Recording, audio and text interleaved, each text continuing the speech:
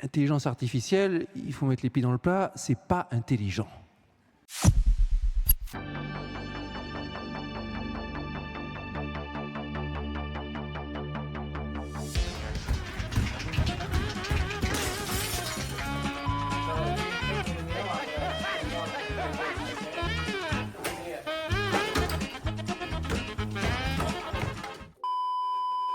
Depuis le lancement de ChatGPT fin 2022, on ne ressasse sans cesse que les IA vont devenir tellement intelligentes qu'elles vont faire des découvertes scientifiques par elles-mêmes et éventuellement nous remplacer. I have even had dreams. Les premières versions des LLM obtenaient des résultats médiocres dans les tests de performance qui évaluent les capacités de raisonnement.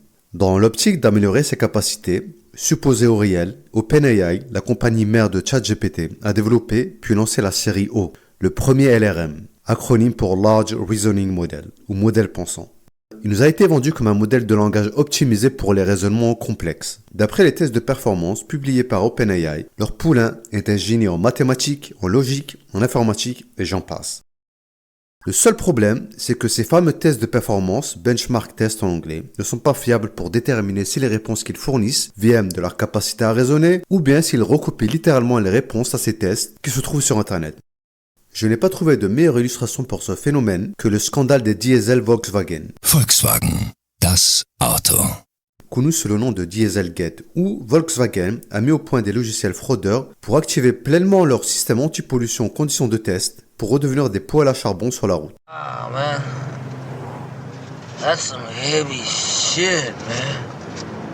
Dans l'affaire qui nous concerne ici, donc les modèles de langage, c'est Apple qui montre le bout de son nez et jette la première pierre dans ce contexte d'euphorie généralisée. La marque à la pomme, qui s'est complètement ramassée dans la course à l'IA, s'est probablement dit qu'ils allaient jeter des pierres dans le jardin de ses concurrents. En publiant courant juin 2025, une étude visant à tester les capacités de raisonnement réelles des modèles pensants. Dans cette étude, Apple vise les modèles de langage classiques et leur version pensante de plusieurs acteurs majeurs de l'IA. ChatGPT, sa version pensante O1, le modèle d'Anthropic, Claude Sonnet 3.7, la version classique et sa version pensante, ainsi que le modèle chinois DeepSeek classique V3 et sa version pensante R1. Pour faire simple, l'étude vise à déterminer si les modèles pensants ont réellement développé des capacités de raisonnement uniques ou s'ils sont tout simplement meilleurs à tricher à partir des données disponibles sur le web avec lesquelles ces modèles sont entraînés. Contrairement aux études précédentes qui se concentrent sur des problèmes mathématiques bien établis afin d'évaluer les capacités de raisonnement, Apple a introduit 4 jeux de réflexion dont on peut contrôler aisément le niveau de complexité. Dans cette vidéo, on va illustrer les conclusions de l'étude en montrant les résultats pour 2 casse-têtes. Le premier jeu de réflexion est nommé Tour de Hanoï. Dans ce problème, il y a 3 tours avec un nombre de disques de diamètre différents, tous placés sur une tour de départ. Le but est de déplacer tous les disques de la première tour vers la troisième tour, mais il faut respecter 2 contraintes. On ne peut déplacer qu'un seul disque à la fois. Aussi, on ne peut placer un disque que sur un disque plus grand ou sur un emplacement vide. On fait varier le niveau de complexité simplement en faisant varier le nombre de disques. Le second jeu de réflexion est le problème de passage de rivière. En France, une variante très connue du jeu s'appelle le problème du loup, de la chèvre et du chou, où il faut faire en sorte de transporter ces 3 caractères vers l'autre rive en évitant que le loup ne mange la chèvre et la chèvre le chou. Dans ce cas précis, ils introduisent des paires composées d'un acteur et de son agent. Le but du jeu est de transporter tout ce beau monde de l'autre côté de la rive. La contrainte, c'est qu'un acteur peut traverser seul, mais ne peut pas se trouver seul avec l'agent d'un autre acteur. On fait varier le niveau de complexité en faisant varier K, le nombre max de personnes autorisées sur le bateau, et le nombre de paires acteurs-agents. Tous les modèles ont un budget de 64 000 tokens pour réaliser leurs réflexions. Voilà les résultats. Ils mettent en avant 3 régimes de performance. Pour les tâches de complexité basse, les modèles classiques sont plus performants que leur version pensante. Ensuite, les modèles pensants montrent clairement leur avantage pour les tâches de complexité moyenne. Enfin, pour les tâches très complexes, on observe un effondrement de tous les modèles, classiques ou pensants. Aussi, ils observent 2 phénomènes très intéressants. Pour les problèmes simples, les LRM présentent un phénomène d'overthinking en anglais. En gros, bien qu'ils trouvent la solution correcte assez rapidement, ils continuent à explorer d'autres pistes erronées. Just pick. Kitty, just pick! La deuxième observation est très parlante. Dans ce cas de figure, les chercheurs fournissent au modèle l'algorithme appliqué dans la consigne. C'est-à-dire que le modèle n'a pas dépensé de tokens pour mettre au point une stratégie. Il n'a juste qu'à appliquer les consignes fournies afin d'arriver à la solution. Et le résultat est surprenant. Les modèles sont incapables de mettre à contribution cet avantage pour améliorer leur performance et on constate que l'effondrement a lieu au même niveau de complexité malgré tout. Make a right turn. Wait. No. It means bear right. Make a U-turn. if possible. Personnellement, je creuse le sujet de l'IA depuis un certain temps. Et depuis que j'ai compris la techno qui alimente ces modèles, j'ai acquis la certitude que les LLM ne seront jamais intelligents. Conscients, encore moins. Néanmoins, j'ai eu la curiosité de jeter un coup d'œil à un article qui est sorti en réponse au papier d'Apple.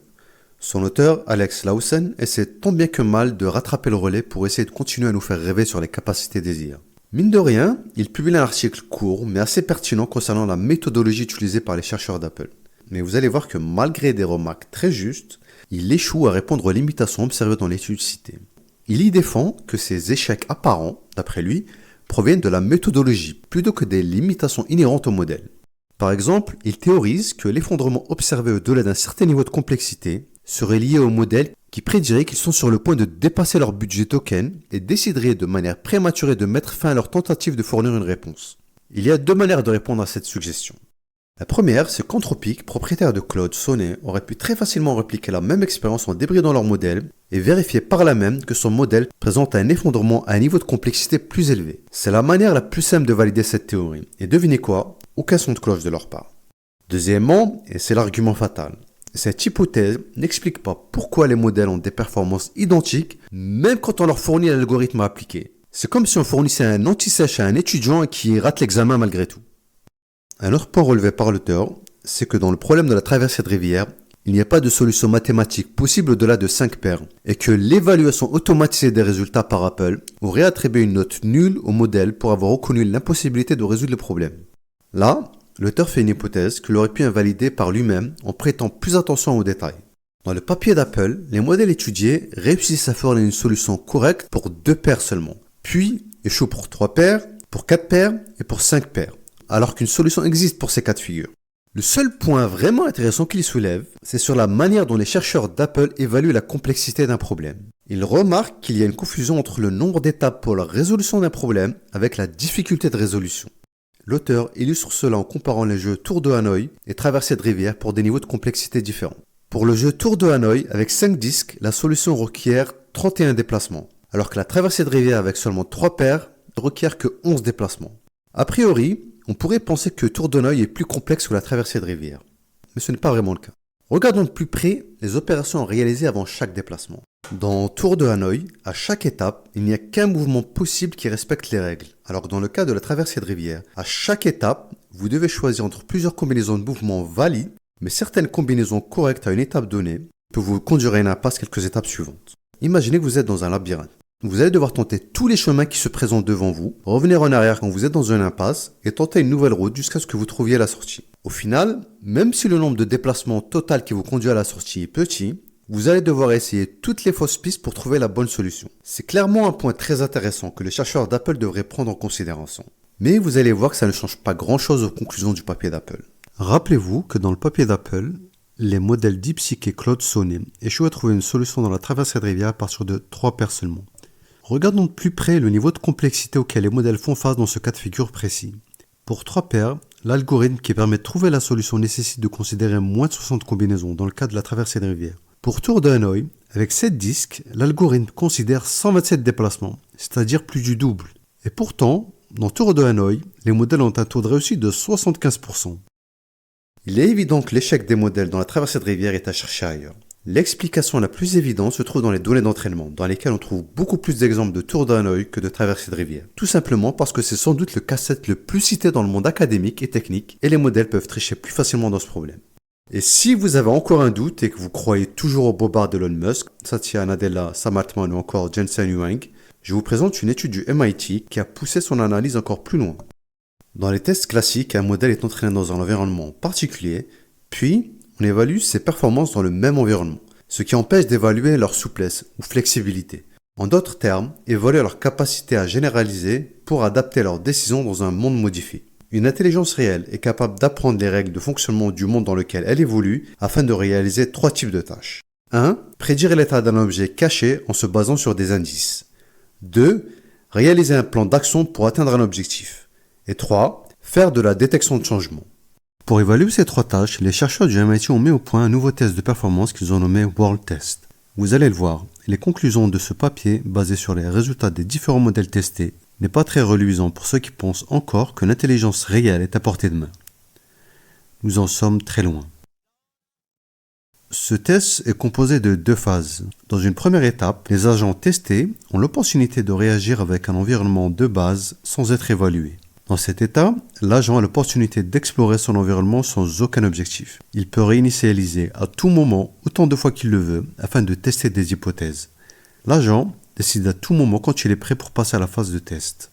Dans cette deuxième phase, l'agent qui doit atteindre l'objectif évolue dans un environnement modifié. Les résultats nous permettent de mesurer avec quelle efficacité un agent est capable de mettre à contribution sa représentation du monde nouvellement acquise pour réussir un défi dans un monde apparenté. Les mondes dans lesquels évoluent les agents testés sont très simples.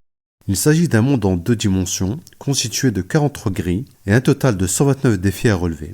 Les chercheurs ont comparé les performances de 517 humains avec celles de 3 modèles d'Arnekri, Claude 4 Sonnet d'Anthropic, le modèle O3 d'OpenAI et Gemini 2.5 Pro de Google.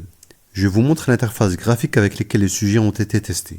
Je vais vous montrer un exemple avec la détection de changement. La première phase consiste à découvrir ce nouvel environnement. Je déplace la partie en bleu en me servant des flèches sur mon clavier et je regarde comment se comportent les différents objets. Quand je me suis assez amusé, je décide de passer à la phase de test. Je déplace toujours la partie en bleu jusqu'à ce que je détecte une modification du comportement. Une fois que j'ai trouvé le changement, je soumets ma réponse au système. Pour ceux que ça intéresse, j'ai mis le lien vers le site web de cette interface dans la description.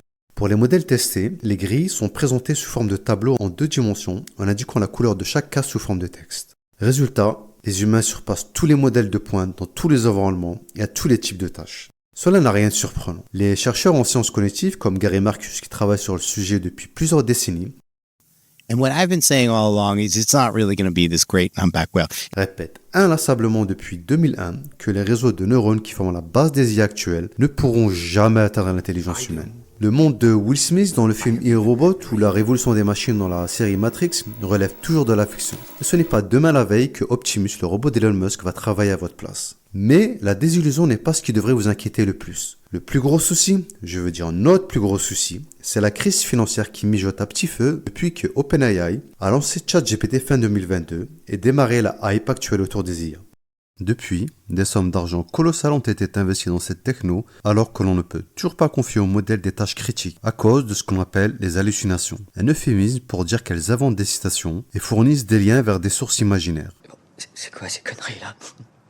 À défaut de fournir des modèles intelligents, les fondateurs d'Anthropic sont par contre rompus aux techniques de communication. Ils ont récemment réalisé une expérience en partenariat avec le Wall Street Journal en laissant leur modèle Claude gérer un distributeur automatique au sein des bureaux du journal financier. Claude est tellement un génie que les employés du journal ont réussi à le convaincre que commander une PlayStation était une super idée pour un distributeur automatique de nourriture. Ça va mal se finir. L'affaire Volkswagen aura coûté au constructeur allemand près de 25 milliards de dollars en dédommagement et amendes aux États-Unis. Quelles vont être les conséquences pour ceux qui vont provoquer une crise financière et économique sans précédent? Est-ce qu'ils vont aller en prison? J'en doute.